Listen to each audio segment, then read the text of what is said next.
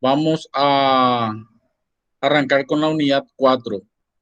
Vamos a hablar de 19 precursores.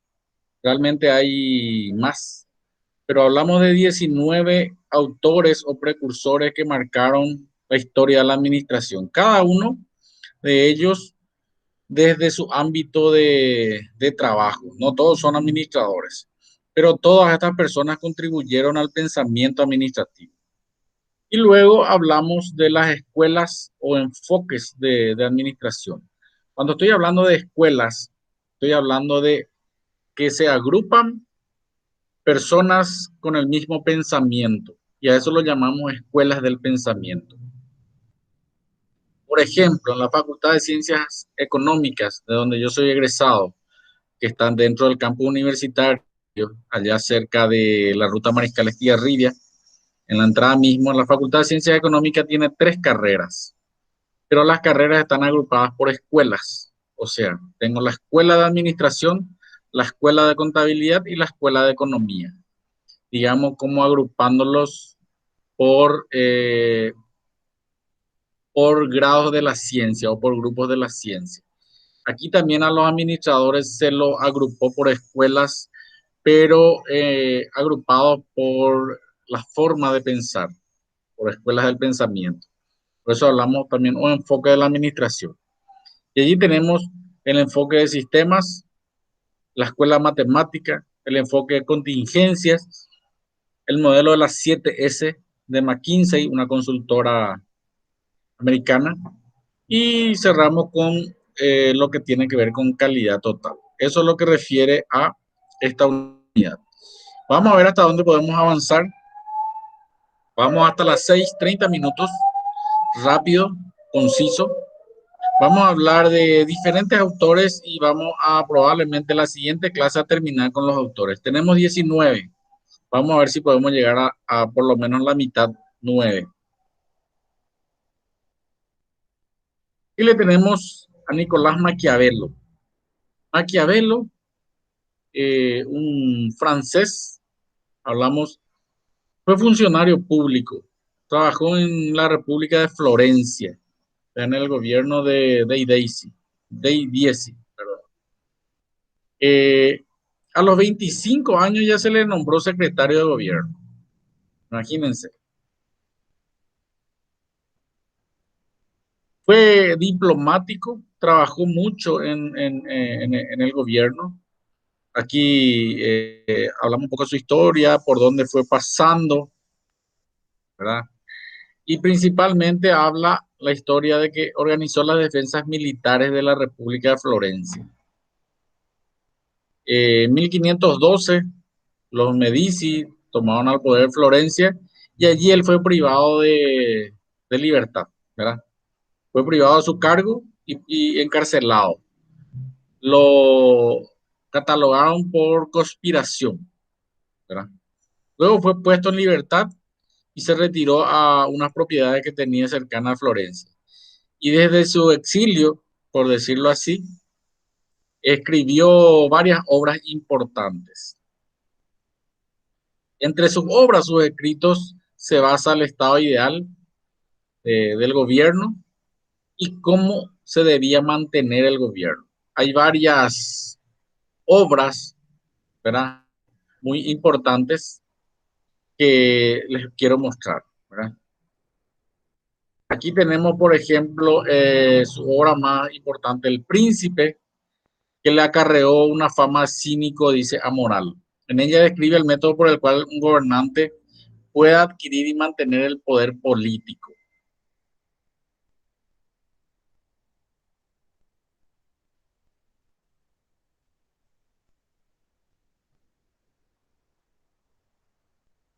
Me levanté un poco para ir a buscar el libro. Este libro, El Príncipe, de Nicolás Maquiavelo, les recomiendo que si pueden leerlo, es muy importante. Aquí, en este material, El Príncipe, él da, él lo que dice, esto fue porque le regaló a un príncipe, dice, bueno, yo no tengo dinero, para regalarle algo, pero le voy a regalar un libro en el cual yo escribo, le dice Maquiavelo, y le recomiendo qué tiene que hacer para que usted se mantenga en el poder, se mantenga en el principado. Eso fue un poco su objeto. Y es muy interesante porque habla de todo lo que tiene que hacer un gobernante para mantenerse en el poder, de mantenerse de gente poderosa, rodearse de gente que le garantice seguir en el poder y ese tipo de ejemplos que él, digamos, le recomendó. Y fue muy apreciado por el príncipe. Afirmaba que el gobernante debería preocuparse solamente por el poder y por ende, para estar en el poder tenía que rodearse de gente poderosa que le garantice el éxito en su actuación política. Otras obras son sobre el arte de guerra, que habla de cómo las tropas reclutadas frente a las mercenarias podían obtener su ventaja. La ventaja de las tropas, de las tropas que iban reclutando o ganando, ¿verdad? En las distintas guerras. Después tienen otras importantes, la historia florentina, la vida de Castruccio, la mandrágora, ¿verdad? Pero hablamos de estos dos, El Príncipe y sobre el arte de guerra. Les recomiendo, si pueden leer el día, cuando tengan tiempo. La lectura nunca saca lugar, al contrario, abre la mente. Trató de ganarse el favor de los Medici, pero nunca le volvieron a dar un cargo público. Hay muchas frases que se le atribuye. Los principios que él planteó, dice, se pueden aplicar a la moderna administración hoy. Una organización es más estable si... ¿Dónde está el otro libro? Una organización es más estable, dice, si sus miembros tienen el derecho de manifestar sus diferencias y resolver sus conflictos. Ese no es.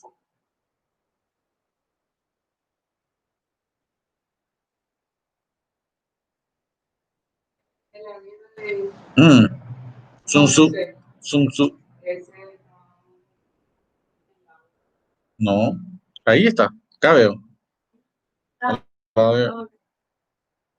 Okay. Eh, si viene una persona y se puede iniciar una organización, cualquiera puede iniciar una empresa, solamente va a durar la empresa si todos, pero si se deja en mano de muchos, de todos, y que todos quieran conservarla. Es lo que dice. Un gerente débil puede seguir solamente a un fuerte.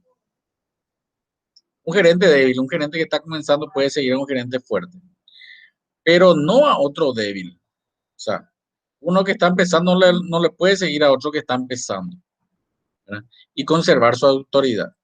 Entonces, normalmente uno toma un ejemplo de los más grandes, de los más poderosos. Un gerente que pretende cambiar una organización establecida, que ya está creada, que ya está funcionando, debe conservar cuanto menos la sombra de algunas costumbres antiguas. O sea, no puede cambiarlo totalmente. Acá tenemos el libro El Príncipe y digamos como que hay varias versiones o traducciones, por decirlo así, ¿verdad? Un clásico muy importante. Adam Smith, ¿verdad? Adam Smith, considerado como uno de los grandes exponentes, ustedes ya probablemente lo habrán estudiado o lo están estudiando en la introducción a la economía. Fue un economista, filósofo británico, nació en Escocia, perdón. Se lo conoce por sus contribuciones a la doctrina de la economía clásica, principalmente por su libro Miren bien, 1770, aproximadamente hace 230 años, 250 años aproximadamente. Y en ese libro él incluía un argumento sobre cómo mantener la ventaja económica en las organizaciones y la sociedad, principalmente con un solo aspecto, la división de trabajo. Él empleó, ¿verdad? Como ejemplo, la industria de fabricación de alfileres, donde él trabajaba. Smith mencionaba, dice, que 10 individuos, cada uno de ellos haciendo todo el trabajo, eh, cada uno realizando, perdón, una actividad especializada, perdón. Si solamente 10 personas hacían un trabajo especializado, cada persona podían producir, dice, entre 48.000 alfileres por día. Un alfiler.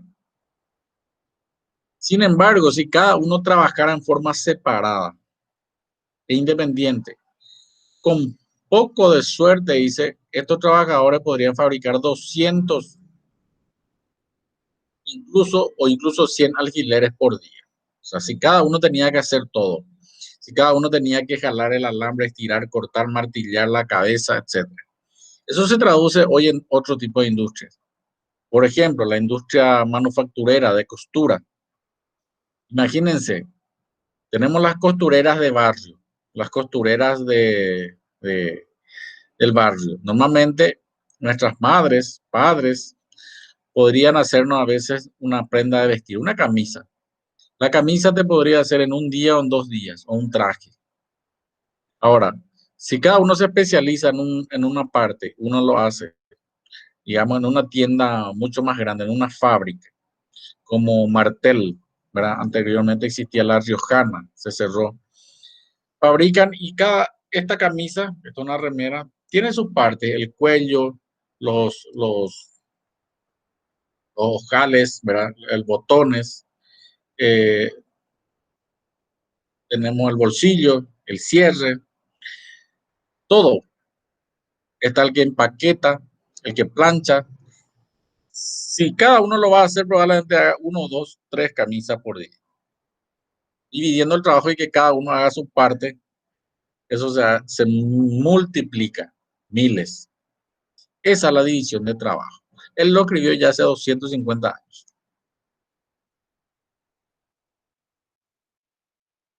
Él contribuyó, o sea, su conclusión dice que la división de trabajo aumenta la productividad y hace que la persona sea hábil y tenga una destreza en algo. Se especializa. ¿Por qué? Porque hace todos los días esa actividad. Eso hace que se ahorre tiempo, actividades, ¿verdad? Y también dinero. Eso lo, eso lo posicionó como, como una de las personas más influyentes, principalmente, dice, por las ventajas económicas que ya lo citó, dije, hace más de 200 años, 250 aproximadamente. Con esto, Smith fue considerado como el padre de la economía clásica por su libro, por su publicación, La riqueza de las naciones. Y esto habla y considera de que es necesario para ello especializarse, la especialización para aumentar la producción. Ahí lo tenemos a Adam Smith, un lindo muchachito. Charles Babbage. ¿Quién fue Babbage? Babbage fue un gran influyente matemático. En 1812 creó la Sociedad Analítica con otros estudiantes de Cambridge. Ingresó a la Real Academia, o perdón, a la Real Sociedad de Matemática en Londres. ¿Quién fue Babbage? Fue el que diseñó primeramente una computadora. Así como hoy lo tengo aquí, tengo una computadora. Gracias a Babbage podemos decir que esta computadora existe. Babbage fue el que inició esto, pero no el que terminó. O sea, él murió antes de que su invento fuera concluido. O sea, él no llegó a ver funcionando su computadora, por decirlo así, pero inició esa investigación. En reconocimiento de un gran error de cálculo, dice, de tablas matemáticas. Anteriormente, la matemática se estudiaba con tablas, ¿verdad? Babbage intentó encontrar, dice, un método por el cual se tenía que hacer ciertos cálculos por una máquina y que no sufriera el error humano, la fatiga. Esta idea, dice, ya lo tenía desde 1812 y tres factores le influyeron a que pueda crear esta máquina. Una aberración al desorden, no le gustaba el desorden, su conocimiento sobre tablas logarítmicas y también los conocimientos o los trabajos de la máquina de calcular de Pascal y Leibniz. Entonces, él trató de unir sus conocimientos con la calculadora de Pascal y Leibniz y, digamos, ese terror o ese temor al desorden. Eso lo motivó.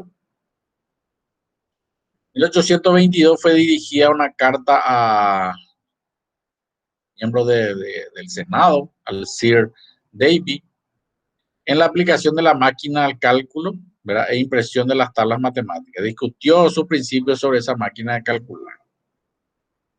Pidió como financiación al Congreso, por decirlo así.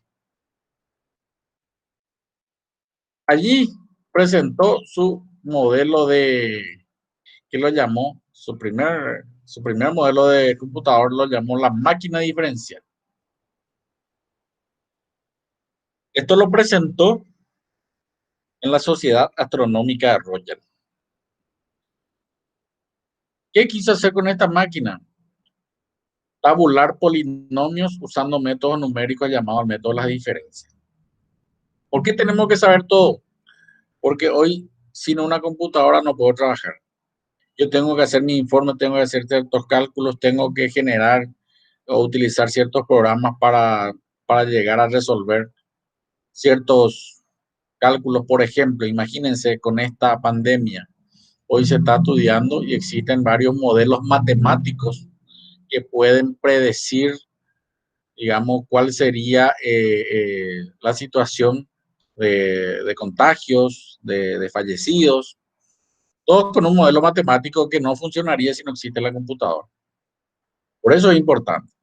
Pero ¿para qué a mí me sirve? Yo no soy médico, pero yo tengo que tomar decisiones de acuerdo a esos resultados para hacer una proyección. Imagínense, el presidente de la República, el ministro de Salud, ¿verdad? El ministro de Hacienda, tiene que hacer todo eso, utilizar esa información. Por eso es importante. La Sociedad Astronómica de Royal aprobó su idea y le dio, digamos, le concedió 1.500 libras por el gobierno británico para que pudiese continuar su investigación. Y él terminó gastando 17.000. Solamente 1.500 le dio, 17.000 llegó gastando. Y sin embargo, la máquina no funcionó. ¿Por qué? Eran máquinas grandes. Había una fricción en el engranaje y no fueron bastante buenos y el modelo vibraba mucho y no fue terminado. Este fue el primer diseño de lo que sería una computadora. Imagínense, esta máquina que tenía, digamos, unos rollos, ¿verdad? De tela y que allí saldría impreso, ¿verdad? Sus resultados. Esto es lo que sería la primera máquina o un intento de computadora. Tenía este diseño, ¿verdad? Parecida a un motor. Luego, en 1833 a 1842 trabajó por un segundo modelo que lo llamó la máquina analítica. Acá volvió a intentar que esta máquina que construir sea programable, pero que no solamente ya haga cálculos logarítmicos, ¿verdad? O unas ecuaciones polinómicas, sino que sea un poquitito más. Esta máquina se basó en el diseño de telar de Jacquard ¿verdad? Y utilizó tarjetas perforadas como para determinar cómo una costura sería realizada. No sé si ustedes conocen esta calculadora Casio que se usan en los almacenes que tienen un rollito de papel, donde uno va cargando en las despensas de antes, tenían eso, digamos, y te va sacando el monto y va sumando y te da el subtotal, digamos, como que no es una factura legal, pero es una máquina de calcular utilizando rollitos. Esto también, utilizando un poco la máquina de telar de Jacquard, pretendía hacer ese tipo de resultados. Babbage adaptó su diseño y creó, ¿verdad?, acciones matemáticas. La máquina tenía dispositivos de entrada basada en tarjetas perforadas, sacaba tarjetas perforadas, según el diseño de Jacquard. Y un proceso que calculaba número, una unidad de control que determinaba si la tarea fue correcta y entraba por orden de procesamiento. Este dispositivo fue lo que se conoció como realmente la primera computadora del mundo. Pero el diseño concreto para esto se emergió en 1835. ¿Ya? Sin embargo, debido a varias fallas, el uso de esta máquina diferencial, el uso de la máquina diferencial y la máquina analítica nunca fue construida. O sea, nunca llegó a funcionar, pero fueron los primeros intentos. En 1842, luego de repetidas fallas, intentó otra vez conseguir financiamiento del primer ministro de Hacienda, ¿verdad? Volvió a solicitar una nota. Babbage se acercó al Sir Peel para pedir la financiación. La respuesta fue negativa, se rechazó su pedido y en cambio le ofrecieron un título de caballero, digamos como un título honorífico debido a su investigación. Babbage lo rechazó. Babbage dijo que no quería una distinción. Él necesitaba el dinero para seguir investigando. En síntesis, se quedó sin el pan y sin la torta, sin el financiamiento y sin la distinción. Los ensayos tuvieron acá entonces un alto, paró la investigación. Sus aportes, ¿verdad? Él falleció sin que pudiese ver el resultado de su trabajo. Sus aportes sirvieron para que otros investigadores vengan y tomen lo que él ya hizo, perfeccionaran y pudiesen desarrollar la primera computadora. Y dice, las primeras computadoras digitales fueron construidas a mediados del siglo XX, el siglo pasado, estamos en el siglo XXI. Esto fue lo que es la primera máquina analítica. Parecía también un motor, pero mucho más grande. Una máquina bastante interesante. Una de esas máquinas analíticas está en Harvard, la máquina analítica Harvard Mark de IBM. Imagínense, casi toda una pieza, casi todo un salón es esta máquina. Si alguien te dice, no, pues tráeme la computadora, te vas al salón, ¿verdad? Imposible de traer. Años después, en 1855, George Shred construyó un modelo de máquina diferencial, ¿verdad?, basado en el diseño de Babbage y pudo terminar. En 1859 el gobierno británico compró una de estas máquinas y lo utilizó en la oficina general del secretario. Los esfuerzos de Babbage, los británicos tenían una máquina superior durante muchas décadas. Se sabe que Babbage dice nunca recibió ninguna remuneración por los 10 años de su trabajo diferencial, por lo que el Parlamento inglés decidió ofrecerle un título de nobleza, título de varón, ¿verdad? Babbage nunca aceptó, él necesitaba el dinero. Él, a cambio dijo, bueno, ya que no me quieren financiar el proyecto, ya que no necesito, no acepto el título de varón, el título honorífico. Y dio a cambio una pensión vitalicia, como una jubilación. Tampoco le dieron. Todas estas contribuciones, ¿verdad?, que hizo en el trabajo de su vida, lo llevó a ser considerado como el padre de la computación, porque fue el primero en concebirla, el primero en iniciar los trabajos para la primera computadora. Y lo tenemos a Charles Babbage. Callum, un telégrafo, ¿verdad? Un inspirado telégrafo, introdujo, dice, la organización jerárquica en las prácticas modernas de administración. El cuadro organizativo, organización de responsabilidades, introdujo la cadena de mando, ¿verdad? En el cual dice que solamente el empleado podía responder a un solo jefe. Estableció que los jefes tenían la facultad de contratar y despedir. Muchas atribuciones. Esto limitó el poder de los jefes, redujo la información, ¿verdad? La dificultad para la toma de decisión. También introdujo un cuadro de contabilidad. Esta nueva estructura permitió que el comercio creciera del sector donde él trabajaba. Y lo tenemos a Macalo. ¿Por qué tocamos así puntos específicos? Porque solamente nos interesa saber los aportes a la administración. Taylor, esta es una persona muy importante y con esto vamos a terminar. Taylor, considerado el padre de la administración científica, muchos son considerados tayloristas, así por ejemplo, como hoy tenemos grandes líderes dentro de los partidos políticos, ¿verdad? Tenemos lo que le siguen al líder Cartes, son cartistas, lo que le siguen a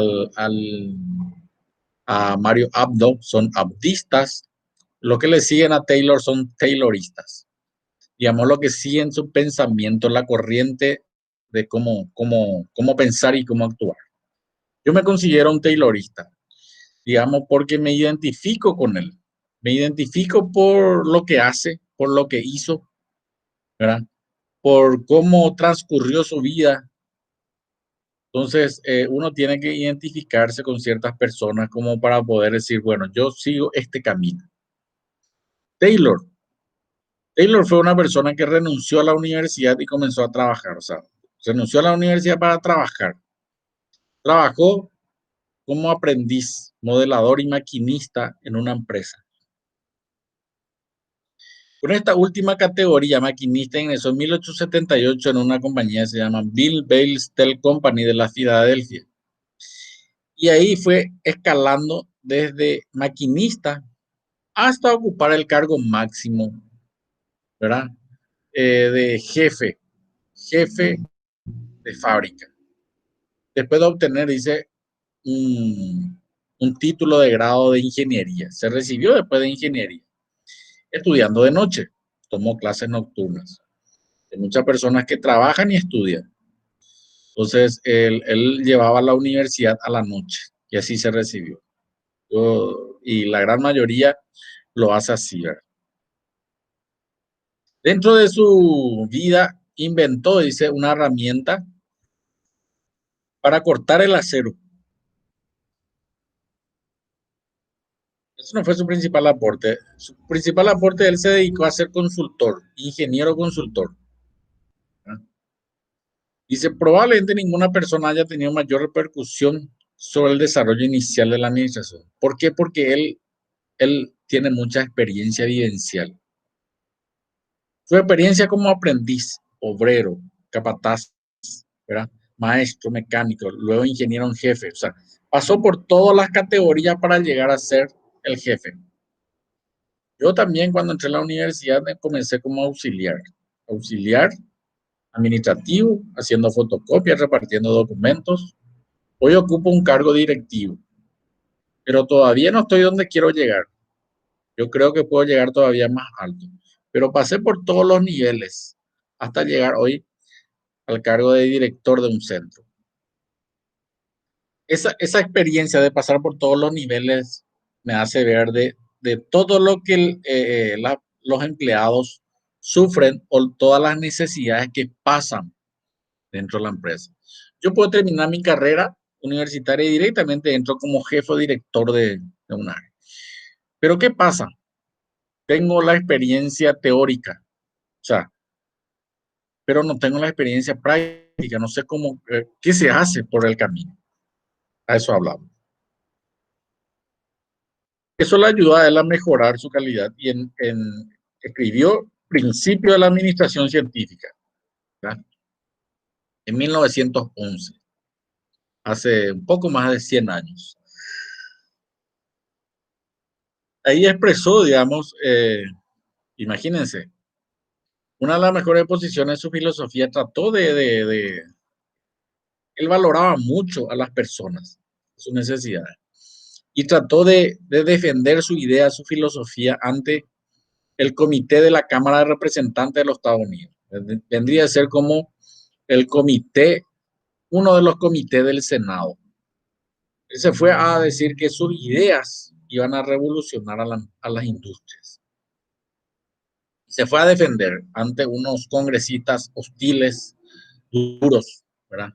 Le obligó a defender su idea ante un grupo de congresistas hostiles, duros, y también con otros líderes trabajadores. Y lo que dijeron es estos congresistas que las ideas de Taylor iban a conducir a un exceso de trabajo y al despido de muchos de ellos. Porque, ¿qué es lo que basó? Taylor basó su filosofía en 4 principios. 4 principios que dijo que todas las empresas, si siguen esos principios, van a tener éxito. Los principios eran estos. Principio de planeación, preparación, control y ejecución. Había que planear el criterio de que el personal haga por hacer las cosas, improvisar.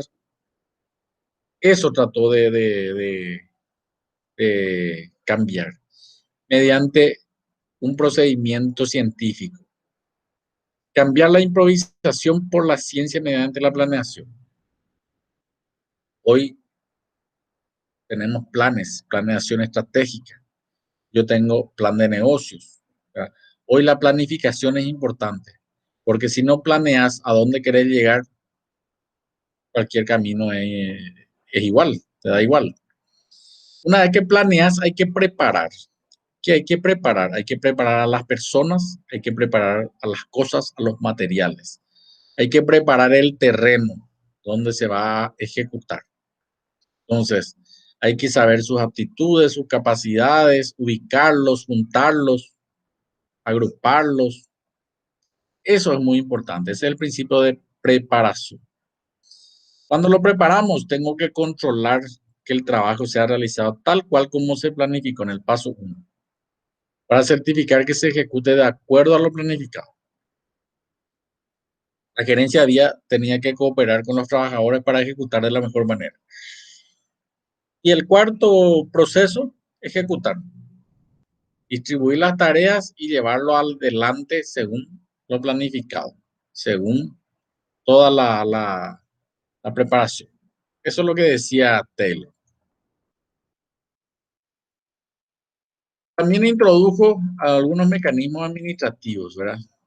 Estudio de tiempo, supervisión funcional, sistema de apartamento, principio de excepción, tarjeta para inscribir las tareas. Utilizó una regla de cálculo que después serviría para el pago de salarios. Estandarizó las tarjetas de instrucción, que serían las órdenes de trabajo. Implementó la bonificación de las tarjetas de instrucción, o sea, las órdenes de trabajo. Después se ponía si cumplía o no cumplía, si terminó o no terminó, y eso servía para pagarles bonificaciones de acuerdo a la tarea realizada. Estudio de ruta de producción, sistema para calificar la producción, también introdujo, ¿verdad?, los costos de la producción. Todo esto es muy importante. ¿Y qué pasó? Con todo esto que él sostenía, causó una revolución mental. Había que cambiar la forma de pensar, había que planear a los trabajadores, había que planear qué tenían que hacer. Y eso fue un cambio total, una revolución en la mentalidad, porque nadie estaba preparado, nadie lo hacía de esa manera, ni obreros ni patrones.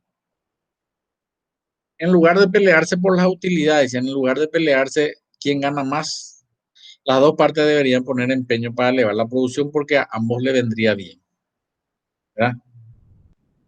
Se aumenta el grado en que los obreros y los patrones ya no tendrían que pelearse por ella. Poca palabra, Taylor pensaba que los obreros y los patrones tenían un mismo interés, elevar la productividad. Taylor entonces fundamentó su sistema de estudio de tiempo, línea de producción. También introdujo, digamos, un plan de sistema de tasas diferenciales, digamos, el pago de salario o bonificaciones. O sea, cada persona tenía un ingreso diferente, diferencial. Diferente, ¿por qué? Porque aquel que trabajaba más, que producía más, ganaba más, utilizando las tablas, como aquí ya lo decía, a ver, la tarjeta de instrucción. En la tarjeta de instrucción estaba claramente cuál era su trabajo, y eso servía para introducir las tasas diferenciales, las bonificaciones. Aquí lo tenemos a Frederick Taylor. Con esto vamos a terminar y continuamos el día miércoles con Metcalfe.